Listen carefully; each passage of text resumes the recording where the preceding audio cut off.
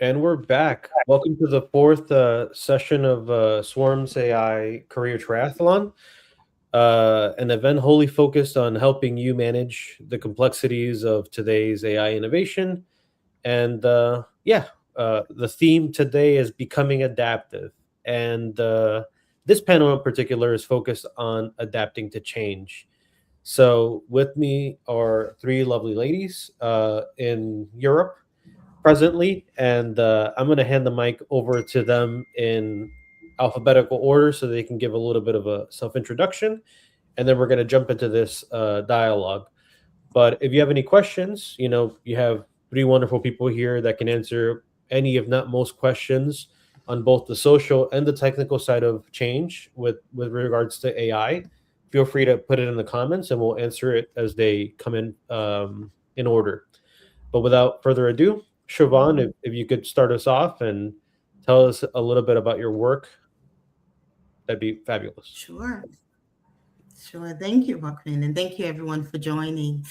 So my name is Siobhan Clark Joe. You can call me CJ. I'm an I'd like to, I can call myself many different things. And so pracademic is an easy way to say it. So, the work that I do, I have a background in governance. I was the first assistant privacy commissioner for policy engagement and innovation in Bermuda for the Office of the Privacy Commissioner. I've done quite a bit of work in education and in different areas of education. But the work I do now, which brings the academia into it, I teach at a university in London, and a lot of that teaching is around emerging technology, but also global strategy, sustainability, executive leadership, and governance. So it's not just the technical side, of course, bringing in quite a bit of the social, as you mentioned, Joaquin. So my background as well, my degrees in psychology, I've studied cognitive neuroscience, criminal justice, and of course, data protection, AI ethics. And I have a master's degree in playwriting, believe it or not. And so whilst some people might say playwriting, it actually is the core of a lot of my work on adversarial human harms adversarial testing, I should say. And so using excerpts from my previous published work, I'm able to test tools to test for those deeper, hidden harms that we don't always recognize. So, I'm the author of The Digital Polycrisis. So it builds on my work because, of course, looking at data protection, cyber resilience, and operational resilience in general, and the human side of technology, because we're very important. We're a key part in the change. Thank you for having me. Thank you, Siobhan. Garima, would you like to pick up the baton? Sure. Thanks, Siobhan. Thanks, Joaquin. I'm Karima. I started my journey more in the development, communication, and extension education space. It's like a mix of mass communication and social sciences. Being in that space for 3.5 years, I transitioned into knowledge management, metadata, and taxonomy space through my master's in information sciences. And that paved my working experience in the knowledge graph and knowledge management space. I've been in the space for the last 6 years, mostly having my focus on retail and e-commerce taxonomies, ontologies, metadata, knowledge graphs around these spaces, and with a recent pivot from the past 3 years in the AI space. So that's been my journey. Apart from the workspace, I'm a really passionate researcher. So my areas of interest are informatics, digital divide in particular, that I love to explore, and also being part of these community spaces, thanks to Joaquin, where I get to learn and know all of you. Thank you. Thank you, Garima. And the fun fact that I always mention when in association to you is the 50 publications that you developed throughout your whole research. I think that's a significant accomplishment. Shutri, would you like to go next? Yeah, thanks, Jochen, and thank you, CJ and Garima, for the introductions. Great to meet you all. I'm Shruti. I have been working in the field of AI from 2017, so well before the hype cycle started. Right from my bachelor's, I gained certain experiences in internships, especially in the human-centered AI of doing like image processing, computer vision systems, and then slowly transitioned into the retail and manufacturing industry. After applying AI in many industries, I kind of like learned I like solving problems with AI, and also like differentiating whether you need AI to solve the problem or not, whether it's a digitalization problem or an AI driven problem. So that was until like 2019. In 2019, I came for my master's here in Germany. I have a bachelor's in computer science, also a master's in computer science, kind of curated my profile in the direction of several types of AI that existed back then. It originated from simple machine learning models. Now it has become simple, but at that time it was like the machine learning models. So after that, I kind of worked across doing certain kind of automated machine learning. Then I finally stumbled upon knowledge graphs just before I started to write my master thesis. So my knowledge graphs was in this area of manufacturing, especially model-based systems engineering, where I was doing recommendation systems using traditional methods, LLM-based optimizations, and graph neural networks, and so on and so forth.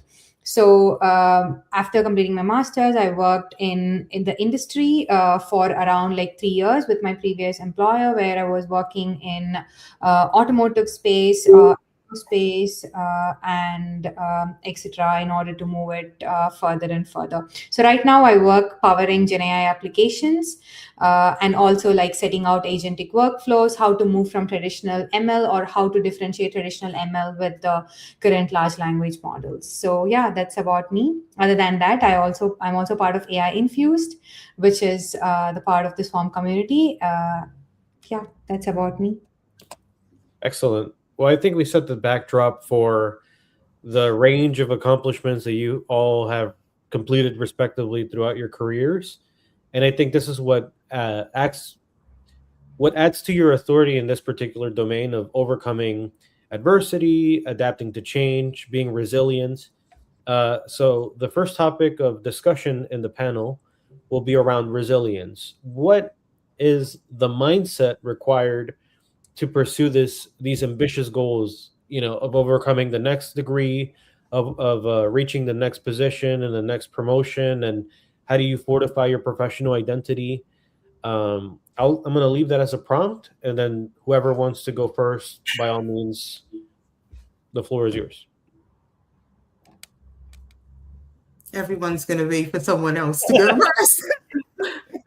Yeah, CJ, you broke the ice. So No worries, I'll get us started. So, the reality is, we can't pretend that the pressures and the challenges that come along with all of these changes aren't real, and that people aren't really experiencing them. In data and AI, people, they often may imagine that the biggest challenge is technical capacity or capability. But I think a real challenge is around sustaining your identity, your confidence and your decision making. This is where we are today. You have to, and one of my favorite words for this year is defend. Not defending yourself in a fight, defend your decisions, right?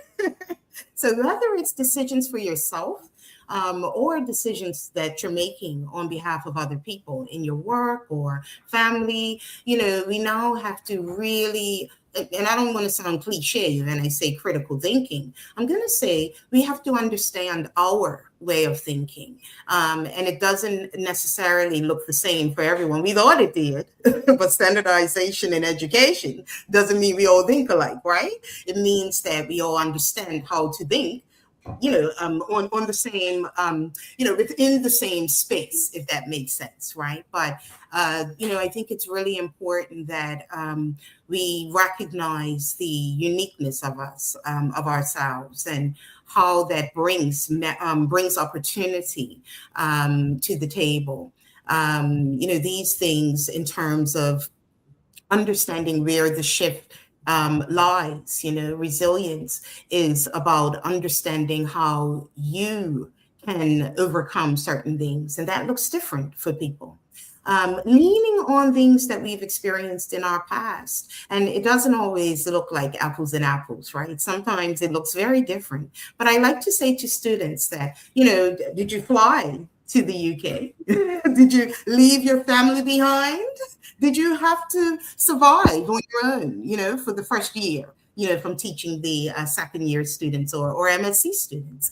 And so I think we often don't give ourselves enough credit for what we've overcome, and leaning on those skills. That's transferable skills. Yes, you survived this, but you also gain the strength that you're going to need through the next steps. So things we don't always see when things are happening, and that's everything in life. We were never in control. We never knew what was ahead of us.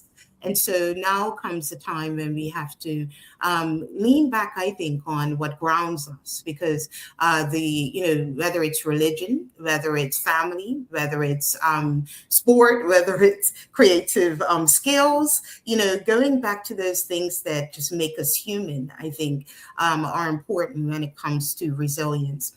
And then the last point I wanted to make, in the book, The Digital Polycrisis, I talk about VUCA. And VUCA, if you've heard of it, I believe it was formed around was fully defined through war environments and things. And it was an acronym for volatility, uncertainty, complexity, and ambiguity. And so we find ourselves very much here. And we've been here for the last couple of years, as Shruti had mentioned. But, they have a VUCA 2.0, and it's about vision, understanding, courage, and adaptability. These are the things that we now need to lean on. The ability to maintain clarity, ethics, and adaptability while operating in those spaces of unknown are actual ways that we're showing that as human beings, we can continue to develop and grow alongside all of this change. So resilience for me, of course, I'm going to talk about the people. I'll leave the technology for Shruti and going to talk more about. But as far as professionals looking to be successful long-term, you need the technology, you need those skills 100%. But you also need to be psychologically adaptable, ethically grounded, and capable of learning without losing yourselves in the digital change. That's just perfect. I think it kind of helped us to also be more grounded and also rooted, I think this is what is kind of missing when we talk about resilience or resilience towards change. So thank you for bringing in the perspectives. Really enjoyed the storytelling and kind of how you see it with examples and so on and so forth. So for me also to kind of be resilient or something like this, I say something like this because resilience for me involves multiple terms, each one touching what CJ has mentioned, being more into the field, being also looking into what happened in the past and how we move forward. Is it breaking something? Is it moving forward in the right way? Is it intended to be? And so on and so forth. So one of the things that really helped me in coping up this journey is to also have a peer mentor or a peer group where you can be connected, though you are in the face of change or in the face of adaptability and so on and so forth.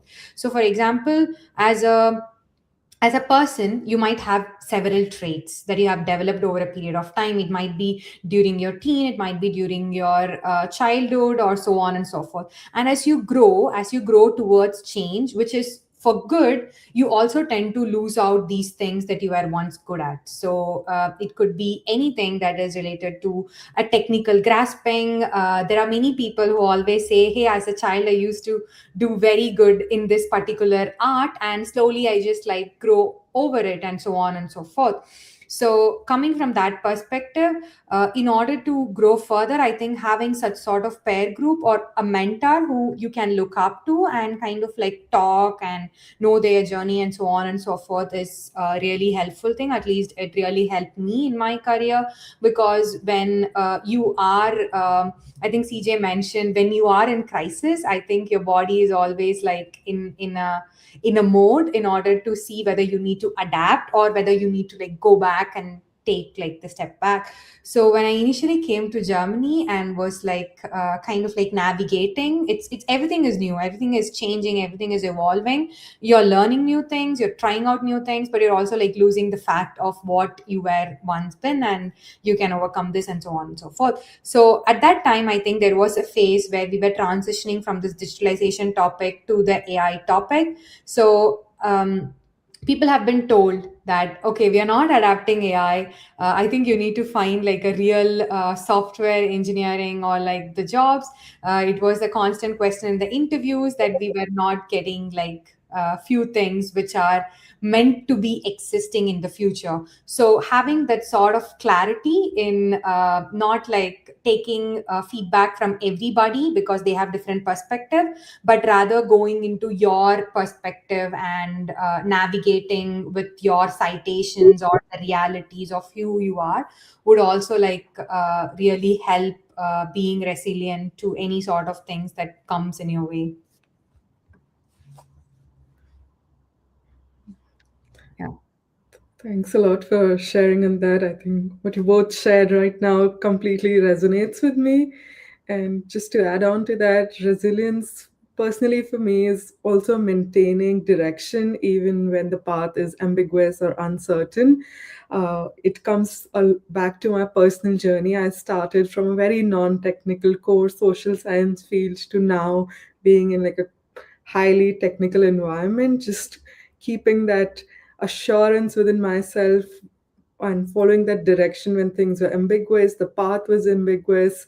There were no certain blueprints or career paths or progressions or examples to look to, like who switched from this field into this space, also in this space of ontologies and taxonomies, where we still don't have a very formalized education. It's more of a learning by doing space. So that has been something which has helped me through this journey. Another area where it's also, which links with me, is any path doesn't have a very linear roadmap at all. So it's more about building transferable skills and identifying meaningful opportunities on the way as you go through. And one thing which I really like to stick on to is about being intentional about the kind of impact you want to create over time, irrespective of the space or the area or the field of work or the technologies that you work with.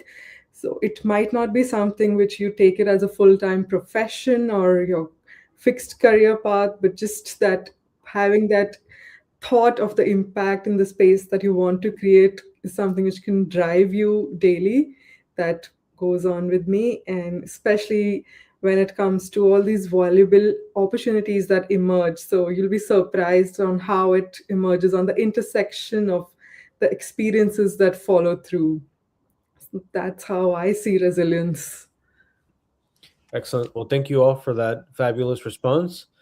I'm observing a pattern here that we're all immigrants. You know, we all have a particular route, and we uprooted ourselves and transitioned into a different environment, culturally, academically, professionally. We have shifted our identities through various dimensions. So the second theme of this conversation I'd like to cover is the theme of adaptability. And I think, Shutri, you've mentioned mentorship as being one of those strategies for navigating and leading through professional change, but I'm also curious to hear some of the stories and personal observations and insights that you can bring to the context of this conversation. Yeah, yes, sure. So just to add on to the mentorship topics. So initially, when you want to set a career, right, like you always look up to people who are like ahead of you, or like you see your cousins, you see your friends, or like somebody who's in your circle who you look up to, and kind of like say, okay, maybe I want to start a career, or like this is like a very lame mindset that I wouldn't call it lame, but it's like a mindset that everybody has, kind of like seeing a pattern and observing what your journey was. As Garima said, there might also be like certain professionals that is very niche, and you need not find this kind of like support or peer groups. But what I'm trying to kind of like observe is having such sort of like mentorship or having such sort of like peer group kind of helps you to understand the pros and cons of each of the processes. In my journey, when I initially started, I had no clue that AI kind of like existed or something like this, because it's not something that you get taught in your studies. Even though it's like computer science, it comes in a later part in time when you're in like end of your semester. You might read like traditional classical AI and so on and so forth. Back then, this is already like 5 6 years ago that I'm talking about. So when you don't know such things, one of my mentors was also the research and development head of at that time. So what this person used to do is that rather than taking the traditional route, be an outlier. So what they did for us is, when we did the first internship, it was an abroad internship again, so different perspective. So you learn what research is, what AI is. So it was a very simple image processing concept. And this person, this mentor, kind of like took us in after the college hours. So we all sit together who all did this internship, and then we learn about image processing algorithms. So we are just like some teenage folks who just sit together and learn about an algorithm which is not in our curriculum, which is not in our books, that we try to learn. And then how they keep us grounded is, she used to offer snacks every time when we go, not some snacks that I'm talking about. So this story is very personal to me, because it kind of made me think, when you sit as a group, you need something to get grounded, and then you need like-minded people to talk and resonate with, like how we work now, because we are in the same team, or like we have same synergies and so on and so forth. So this kind of helped me to set perspective, having that mentor. So she gave us something to get grounded, not salary but food. And then the second thing was having this peer group who we can talk and discuss. Even if we don't like it, we kind of like, if we don't like some algorithm, who do you talk about? So this kind of set the perspective. This was my first mentorship story. And the second mentor that I also had was in my first job, where this mentor has given me one of the most valuable life lessons, that work and life are two different things. You cannot mess each things up together. When something is not going right at work, it's just work, it's not your life. So you should not spend days and nights in figuring out that you are doing something wrong. Rather, the work has several factors that brings in to moving forward. This is my second mentorship story. This second mentor is also kind of like my godfather, because he kind of helped me to also come to Germany without even knowing the phase of whether I will pay back his debts or do things in a way that could have been like different now with COVID and everything coming together. So this kind of like adaptability comes from people you meet and the mentors that you kind of like join. And the third point that I would like to say, not from the personal story, but something that I have seen as a work culture in Germany, is, I think Garima can also like add more to it, because people are more focused on spending quality time with themselves. Like, for example, how to be more active, how to be more adaptable, how to be more kind of like have this sort of separation between growing in your career versus growing reasonably in your career. So it's not about like job after job after some sort of like 3 months in a startup, 3 months in a different career, and so on and so forth. I mean, I'm not complaining that people should try out different things, but it's more mindful when I see it in Germany, because people take a certain sort of career paths starting from their school, and then they kind of like go into this environment where they see things more mindfully and progress more mindfully in their career, and the system also allows to do so. So this is exactly what I have been um, using as strategies to be adaptable to the world.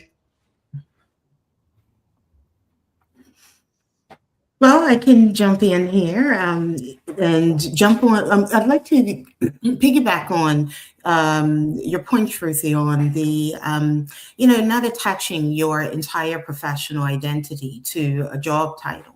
And so that's really important to consider the when in adaptability, right? When do we shift? When do we move? When do we pivot? What is the hint that tells us, right, that this is time for us to move to a new job, for us to move to a new country, for us to do anything new, right? Change our hair, whatever it is. And so in that, I think it's really important what you said I don't want to use the word compartmentalizing, but separating your identity in that way so that you can protect parts of yourself. And so for one thing, especially people who may be in between work, they may have, the reality is that, there are hundreds of thousands of people who have lost jobs, over the last couple of months, really, right? And so some people are kind of in between spaces. And so, ladies, I like to talk about career clusters instead of one job. But think about, do you love helping people? You love, healthcare. Then, what types of work could you do in there? Maybe you're not meant to be the doctor, but there are other jobs you can do in healthcare, right? I mean, we are completely mismatched in many ways. Like the way that things are is, many people are in jobs for money, for the opportunity to earn and pay their bills and to, build a life for themselves, but they may not be passionate about it. They may not, be attached to the work, not the job, the work. And so the mission, the purpose is what matters, right? And so career clusters helps us to stay within that interest, even if technology or something changes. You're still in healthcare. Even if something changes, you're still in education. It helps you to stay grounded in that way. And so another point I wanted to make is finding the thread in your journey, because yes, the linear way is great. But the reality is lots of people, including myself, did not follow a linear path, right? And so the ability, because we thought for many years, we were taught to be specialists. But now in this space, it's about being a generalist. It's about being able to pivot when you need to pivot, or to be creative when you need to be creative, right, ladies? I'm sure that in your projects, you had to pivot or be creative or think outside the box at times. And so really, anchoring yourself in transferable capabilities, not just a degree. I say to students, and even through coaching and consulting, that your degree is a baseline. So if you have an associate's degree, it's a baseline. If you have a bachelor's degree, it's a baseline. You understand my point. PhD is a baseline. It's what else you do, the skills you bring, the talent you bring, the uniqueness that you bring that makes you even more valuable in your career. It's not just having a degree anymore, or just having, the right thing on your resume. And so really thinking about transferable capabilities that come naturally. So some people, they're critical thinking just because they are, right? They think about even the groceries in that way. Yeah. So if you naturally are critical in your thinking, maybe that's not a skill that you need to learn. Maybe you need to focus on something else. Now, there comes the other side, because I believe that you always have to have balance. You can't have light without dark, right? So you have to face what you're not good at as well. And by facing those things, you can focus your attention on building your skills in those areas. And some areas, you don't even need to do that in this space. You don't have to be good at everything. I'm sure the technologists on the call would agree. Like, you need to stay in your lane and be good at what you're good at, because there's so much stuff that we all need to do, right? And so critical thinking, communication is another big one, of course. Ethical judgment. Some people, that is how they function all the time. They may be great at taking the lead to teach a training session for their group. So if you're in a role that, you may think may be at risk, then really lean on your soft skills. And these become hard skills, not soft anymore. Systems thinking, design thinking, human systems thinking, right? Pattern recognition. These are things that are valuable with technology and human thinking. And lastly, leadership. Some people are naturally good at pivoting. I admit, I love it. I love it. I love change. I love diversity. I love to learn things. So, okay, I'm not saying I'm perfect. There are many things that I can give you a list of what I'm not good at as well. But that's a key part of adaptability, facing the good and the bad, facing what you're good at so you can lean on those good things, but then also facing what you aren't so good at. Do you need to have that skill? Do you need it for your next stage? Can you outsource it to someone else or something else? To be quite frank, there in this day and age, there are things that can help you to really shine in your career. And so just wanted to mention that through the TLC group of companies, we created the Sense, Shape, Adapt framework. And it's about sensing, recognizing shifts early enough to make change. Lots of times we function almost like on autopilot, right? Go to work, pick up the kids, cook dinner, do this, do that. Most of it, we're not adding any value to just who we are as people, as Shruti talked about being more than your career. But so many people have just drowned in their career. So part of what I call zone of disrupted identity, part of that is we've lost ourselves because we've been so tunnel vision on the work, right? Now we need to come up for air and come up and play. Right? It's time that we get balance back. And so the last point I wanted to make is just about drifts, right? So I talk a lot about drift literacy, understanding how technology drifts and how humans drift, right? Again, you can't have digital transformation and digital intelligence without human intelligence and transformation. So how do we shift? How are we different in this space? That helps us to be more adaptable. When we can lean on what makes us unique, that becomes your superpower, not something that you need to be ashamed of course. So adaptability is definitely about leaning in on yourself, what makes you authentic, what makes you breathe, what makes you happy, and what makes you success in your definition of it, not what everyone else thinks. I'll pass it over to you, lovely. Okay, something which really interested me was turning your soft skills into hard skills.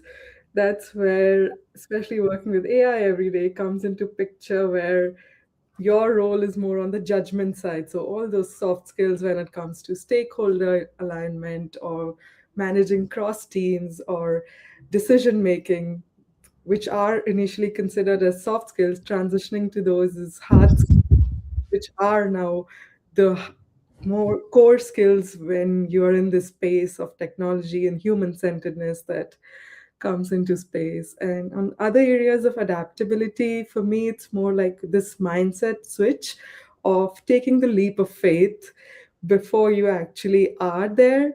So you need to first adapt yourself in the head itself. Like, it comes from a very personal story that I'd like to share. A few years ago during COVID, I came across a conference, Women in Agile, which was based in Europe, and I was based in India with no speaker experience, no international conference experience. And I applied for it thinking that I don't know if I get there or not, but just taking that decision to take that leap of faith to apply was really big for me. I came to Germany, and so that has been something where you need to switch that mindset and also get over the imposter syndrome, especially as an introvert myself, confirming to myself every day, like I belong here, or being able to ask for help. That's also, we need to adapt ourselves to. Especially as women, we are more and more trained to be independent and take the load, and you need to figure it out yourself. But also asking for help at the right time is what helps you adapt and grow your skills or yourself as a person. Fabulous stories all around. Yeah, I appreciate that. It's a journey, and we fall and we scrape our knees and we can cry about it and we pick ourselves up and we have to figure it out. And it's not a lonely road if we don't have it. It doesn't have to be a lonely road. We have friends, we have allies, we have colleagues, mentors, family, loved ones. So yeah. Let's talk about career planning. we've kind of danced around the silhouette of this theme, but how do you intentionally carve out a high impact path, especially in such a technical area as data and AI fields? Maybe Garima, you can kick us off. Yeah, for sure. Yeah, so for me, it's also begins with starting being more and more intentional when it comes to building strong foundations. Like the technologies are changing at every second, so your foundation or your core is what stays with you, which CJ also mentioned. It comes through domain expertise or your communication skills, system thinkings, while staying more open to emerging opportunities and aligning the two. And I've also learned that impactful career planning is also shaped through interdisciplinary experiences, not just sticking to one field or one core area that you think like, okay, this is what I do every day, and not being open to expanding, because sometimes you never know, the opportunities that define your path are not the ones you originally planned for, but also the ones which come into space while you're being more and more curious. So that's how I would like to see it and take it when it comes to planning.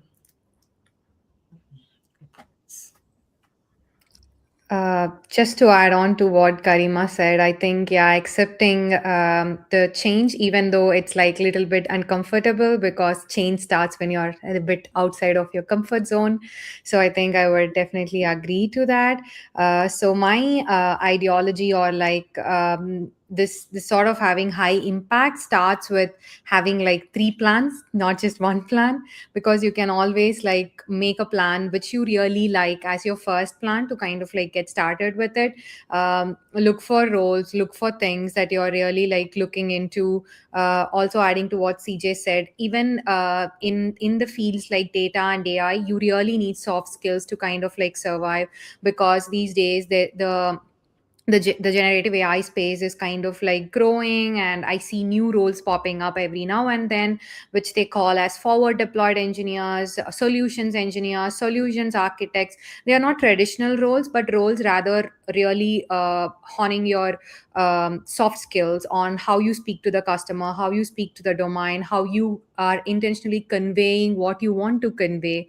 So start looking for like your first plan A, which you're most liking it and most comfortable with, and have a plan B, which kind of like aligns not so much, but 50-50, that helps you to kind of like analyze, okay, I like 50% of this stuff, and I'm willing to try 50% of this stuff.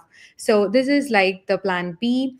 Mostly you will definitely like figure out within these 2 plans, but if not, have a plan C, which is kind of like doing 70% of what you want to try and 30% of what you are. For example, what CJ said, you're still in the same domain, whether it's healthcare, whether it's like retail, whether it's manufacturing. So stick to the domain, but try finding opportunities which are around this line, which you haven't tried, which you haven't like gone before. So I would suggest having like 3 kind of things, and always look out for what is out there. Are there like new things which are popping up? Are there like new persons which are coming up with certain sort of different expertise?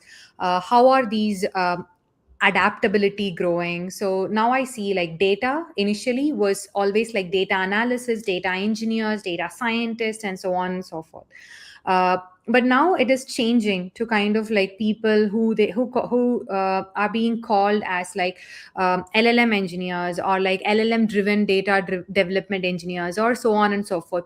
The role remains the same. Like if you have a deeper look into it, only the technology kind of like drifts. You still have to analyze the data the same way, you still have to gain insights the same way, but the tool that you use for it is becoming more and more adaptable. So just to summarize, so have 3 plans, have this 100 50-70 split on what you want to try and what you are willing to try. And yeah, always look out for mentors and people who you can talk and discuss the pros and cons of each of this approach, and always take a binary decision. So coming from computer science, I always say make your decisions binary. It's very hard, but once you kind of like know that it's a binary decision, I think it will come handy. Yeah, I mean, you, you,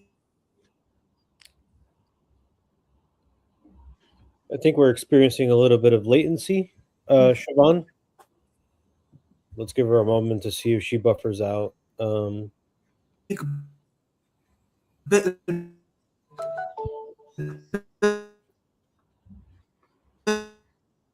Yeah, this happened a little earlier. ladies have said some really important points.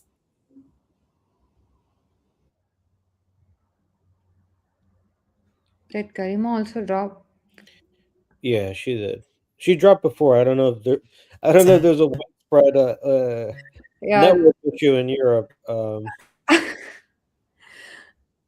I don't know either. But it could be a storm. Could be a storm. Um, No, Garima, we are just kidding. Garima's really looking into the window to see is there a storm? Germany, it's unpredictable weather. Yeah, yesterday they had orange alert, right? But there was no storm, Yorkin. It was sunny. what is that? Orange alert? I think there was like they were like giving like kind of like warming a warning that there might be a little storm and winds and so on and so forth. But Mm. at least like here it didn't happen, Garima. It was pretty sunny and it was snowing in the afternoon. Yeah, that's why I was double checking outside if it changed over the course we started this session. We'll give her a chance to rejoin. It happened a little earlier as well in the prep sesh. So Okay. I guess to fill in the time, we still have another 10 minutes. I'd love to hear what are some of the takeaways that you'd like to provide the audience with? Anything that can act as a word of encouragement or anything that you use to prepare yourself psychologically when entering into a new project, into a new chapter in your career? I'd love to hear about that. So I can kind of like start one takeaway or like things that I would really like to give the audience is the first thing is always look out what is out there. So when we start a new project or like a new thing, especially when it comes to technical domains, all that we do is executing. We just like start executing it immediately because we know what it is like and we just like go into it. So before we actually execute it, it would be really nice to look out what is out there. Is there a conference talk that you can listen to? Is there a GitHub repository that helps you to pick it up on existing research and existing artifacts that you can rely upon, and have a kind of like distribution in the sense how you want to like give it, who are your audience, are your stakeholders happy with it, is your management or whoever is happy with it, or if you're running something independently, is your team happy with it. So something like this, setting the tone is rather than starting to execute immediately, having a kind of strategy to uh, set your foundations right. I think Garima also mentioned, so you should have like a strong foundation, and then executing will really help. Since CJ is back, I would like to also hear from her. Yes, I'm so sorry about that. I mean, just as I was about to speak, how ironic is that? But I just wanted to say that, I think people, we take the first step to identify what's new. And I mean, we can't ignore it. It's just all in our face. It's just so much newness, right? But the second and third step, I think, is where lots of people may skip to some extent. So it's about shaping the new thing that you're learning. It's about shaping it and adapting it to the way that you work or to your work. Not everything is worth doing that. And so it's not every new shiny thing, right? It's about not chasing the hype, but chasing the problem that is worth solving. And that's where lots of businesses and lots of business leaders I give a lot of advice around, because they may be just looking for, I need AI in my company, but they don't have a problem to solve yet. They can't even figure that out. And so, really considering, what the problem is that's worth solving and building on expertise you have already. So Garima talked about, the fact again that there are different industries that we can, that we can continue to build on. So it's like looking for the low-hanging fruit, right? You're already an expert in this industry. How can you now learn how AI is changing or impacting or developing in this industry? That can help you to stay connected and grounded to the area that you're most passionate about. Remember, I talked about career clusters, not just a job, but what in this area of industry you can focus on. I'll share with you that there's an exercise that I do with clients and students where I say, take a piece of paper, draw a line in the middle. Yes, like pros and cons, but put your career there. I mean, how much time do we honestly spend not using our expertise in our work, right? Filing or doing all sorts of things that are really, it's kind of a waste of time based on the amount of knowledge and experience and everything else we have. And so that's a way to look at the development of technology. There's a lot of work to be done, when it comes to especially autonomous AI, there's a lot of work. It's very scary to think about where we are and what type of work we really need to think about. But in terms of how industries are developing and how we can stay, have our ear to the ground and develop in our careers, very much lean on the low-hanging fruit. What are you already an expert at? How can you build on that and add AI to it, or add some type of, I'm saying AI now, but as we know, technology continues to evolve. It could be blockchain based on your industry, right? So how do you continue to develop yourself? And then I wanted to also mention that the future of AI, it absolutely requires many skills that aren't technical, right? So lots of people may get scared when they hear about technology, like math, right? For some people, you hear the word math, you're like, oh no, I can't do math, right? So for some people, they're nervous about technology. Don't forget that we need people in ethics. We need people in governance. We need people in psychology. AI psychology is building very rapidly. Communication, law, education, policy, leadership.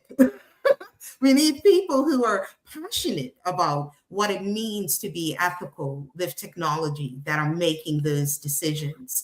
And so being able to bridge human systems with the technical systems is a very important skill set to have. Being able to translate these things in simple ways is a big skill that you can use in any career or any business. So the last point I'll make is stop waiting to feel fully ready. I think Garima talked about that earlier, waiting for perfection. We're not perfect, right? As soon as we lean on the honesty that we are who we are, and that's beautiful, we may make mistakes and we will have to earn those mistakes. And so really protecting your humanity while you're building your career, I think, is important as well. So apologies for that glitch, but hopefully those points are valuable. Great. And that is exactly where I was also coming from, not being okay with not being fully ready and shooting your shot. Also, one of the takeaways that has helped me a lot is being open to reaching out to people. It's okay if you come across somebody's LinkedIn profile you're curious about, shoot that cold message to the recruiter, to the person for guidance. I practice this personally through my research journey, where I would just reach out to people, and you'll be surprised with how many people were actually willing to conduct one-on-one with me, or guide me through the writing process, or review my drafts. So just be open to that, and also shift your focus from the hype or the fear to the more grounding reality. Like, I always go back to a few years ago when Canva came into the design space. It came like, oh, the career for all the designers is over because now you have templates, and why do you even need a designer? But we saw the need for designers grew over and over, because at the end, who was the one designing those templates? Who's the one planning everything around those? So be open to change, not from a space of hype or from a space of fear, but in a grounded reality, also slowly making sure how you integrate yourself into the space. So that's how I would like to leave as a takeaway with everyone. Thank you all. If I can just add to the mix, we are part of a collective group of generous people that, depending on our circumstances, we may be more or less giving. And, I view it from the perspective of, if anybody comes to me for help, I'm an open resource. So if I go to other people for help, it's not a burden, it's not intrusive. If somebody has capacity and they have the willingness to provide you with guidance that can shortcut months of mistakes and going down the wrong path, people are happy and willing to do so. So don't be a stranger, be a neighbor, and take the journey with friends and people that may potentially become them. So Can I just add a quick point, Joaquin, to that? Yes, please. It's about building each other. It's about building yourself, but building each other. See, when you build when we build each other, we scaffold each other, and that way we continue to learn, right? We learn from each other, we learn from the mistakes, and we keep building. And so, there's so many people that I've engaged with, both from mentor and mentee roles, right? Because you have to kind of be both. You're learning from each other, and you're learning areas in areas that you may not have the full knowledge of. And so being humble and not being the smartest person in the room more. The teacher isn't the only person that has knowledge nowadays. You need to work with those students, right? Because they can teach you something as well. And so I really appreciate what you say, Joaquin, and piggybacking on those points, that we actually continue to develop humanity. I talked about human transformation and human intelligence. This is how we build it, through learning from other people as well. Yeah, we all want to see the world be a better place for ourselves and our children, and we want plenty, we want abundance. So why shouldn't we behave in that light? So thank you very much for attending this panel. We're going to take a brief intermission, and then we're going to be back with the next session. Siobhan, Garima, and Shutri, thank you again, and we'll catch you in the next one. Our pleasure, and thank you, Jochen, for organizing this. Yes, thank you. Thank you.